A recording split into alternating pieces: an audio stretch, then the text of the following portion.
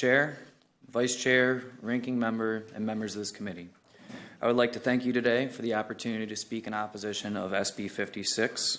Despite the recent amendments, it still undermines much of what Ohio voters overwhelmingly passed on Issue 2.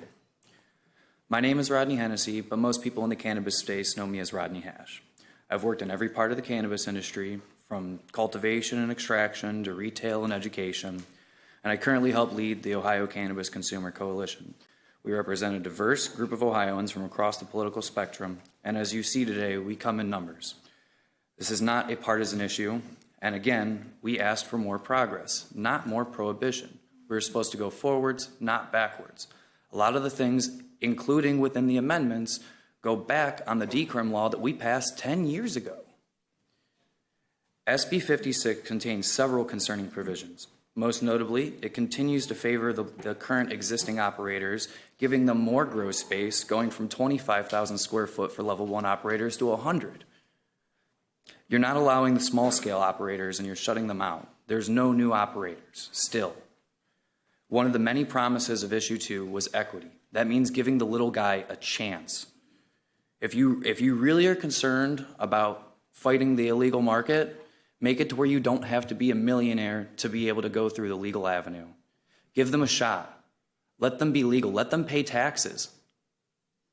That's what the founders would have wanted. The founders of this very country grew hemp.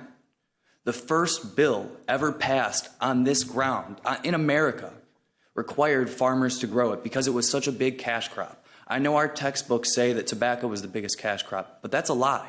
It was hemp. Hemp is cannabis, not just the textile. In Washington's diary, he said that he went through and killed off his males late and he was upset about it. Why do you think he would be upset about it? Because then he has seeds in his end product. Because he's looking to grow the flower to smoke it and consume it. Jefferson almost caused an international incident procuring seeds from China. Like, he almost caused an international incident as this country was being founded. That's how important to him it was.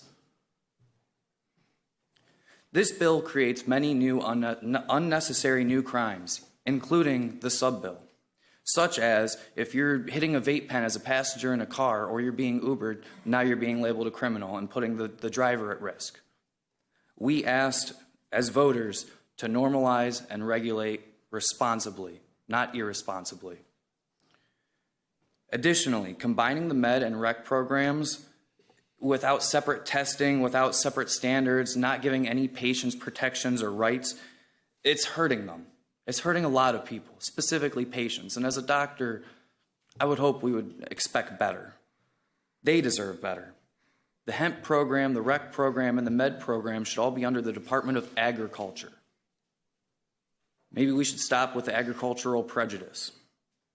Finally, limiting the number of dispensaries just makes absolutely no sense at all. I'm from Cleveland. We just, for the first time in my lifetime, seen a reduction in opioid deaths. And that matters a lot to me. A large number of my graduating class from 2014 is no longer with us due to opioids. AA in Canada supports using cannabis to get off of alcohol and opioids. I'm sure a lot of people in this room didn't even know that. That's been going on since I was in high school. This is not correlation, this is causation. We've seen a reduction in opioid deaths in every state that has legalized both medical and recreational marijuana. That's proven. It's state after state after state, and now in our great state of Ohio. And I would like to see that continue. More access, not less access. That's the answer for that. This is just a few of my many, many concerns about SB 56, including the amendments. It's better than it was, but it's not enough. I recommend you guys restart from scratch. None of what's in there is good. You have dozens of people in this room that would love to give you feedback, and I would love to help educate you rationally. I appreciate your time. I open the floor for dialogue. I also have a podcast. If anyone would like to have an open, respectful dialogue about this, I encourage everyone. My podcast is Rodney Hash. If you Google me, you'll find it. I thank you for your time and attention on this issue, especially Representative Callender, Representative Odioso, Representative Mohammed, Representative Isaacson. Representative Timms and Representative Seinenberg, all of which have been very receptive to us and working with all of us in this coalition. So I thank you guys very much so. Mr. Hennessy, thank you for your testimony. Are there any questions for the witness? Ranking Member Isaacson. Thank you. Thank you, Chair, and thank you for being here. And I just want to take the opportunity to thank all of the advocates for your sustained passion for this issue, for speaking up, and especially for really framing it in your testimony in sort of personal terms and why you're here advocating for something that is so important to you and your community. I think it would just be helpful to get a sense from you of where you think either what you're most concerned about, like if you had to triage, or where you think the most ripe opportunity for progress is. I think the most opportunity for progress is opening up the market. I think the biggest thing is not like we increased the cap from 350 to 400 with the amendment, which is good.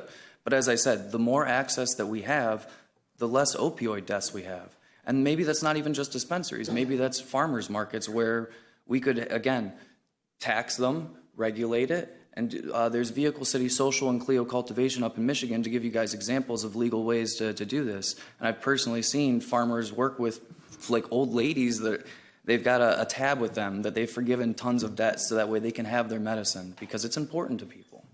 Follow up? Any other questions? Seeing none, thank you for your testimony.